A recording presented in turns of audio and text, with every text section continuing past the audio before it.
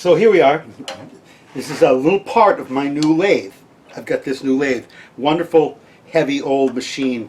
And this is a cutting head on a carriage, cross-feed carriage. And it has a handle on it that rolls it up and down on a track, up and down the length of the bed.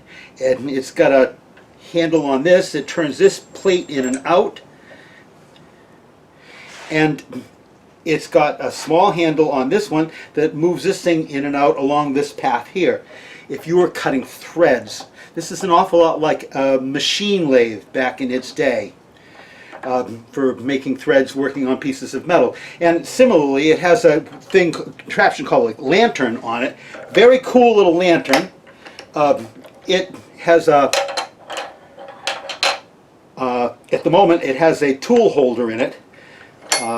A bit tool clamped in to this cast iron, very rigid. And what's cool about this lantern is it snugs it down. When it snugs it down, it actually snugs it against the bottom of this thing, so it tightens the whole thing in place when it snugs it down. Pretty cool. But here's a tricky thing that they did. You don't always want these bits perfectly level or at this one particular angle. You sometimes want to be able to rotate them up or down depending on the fineness of different kinds of cuts.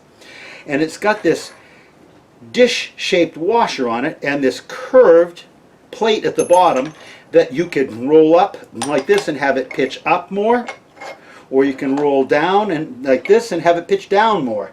And it can do that all at the will of the operator if, unlike me, the operator knew what the hell he was doing. Anyway, so there's this wonderful little thing in this tool post. Very cool. Now, I'm looking for a lot of freehand lathe work is done off a tool rest like this. You mount this tool rest and run your lathe chisels across it and you can do bowls. I'm interested in doing some bowls right at the moment. So I'm wondering how the hell I do bowls with something like this. I mean, this is an etch-a-sketch thing. I can etch-a-sketch the thing, but I can't do a very good job.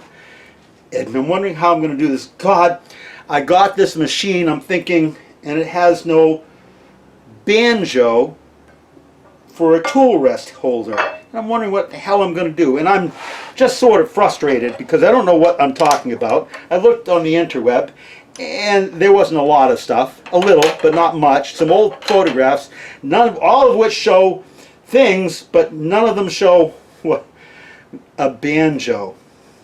And then I loosen this nut right here and pull this out completely.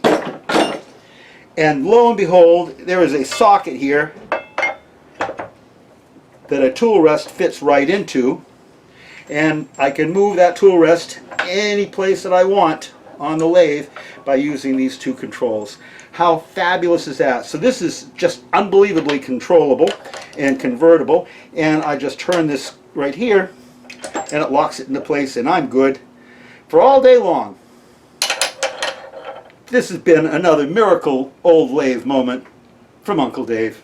Thank you for watching. Ba ba ba ba bum. Ba ba ba ba bum. Tomorrow I'll show you an adapter that goes in this hole that I can put 10 different kinds of tool rests in. You're going to get a kick out of that. Ba ba ba ba bum. Ba ba ba ba bum.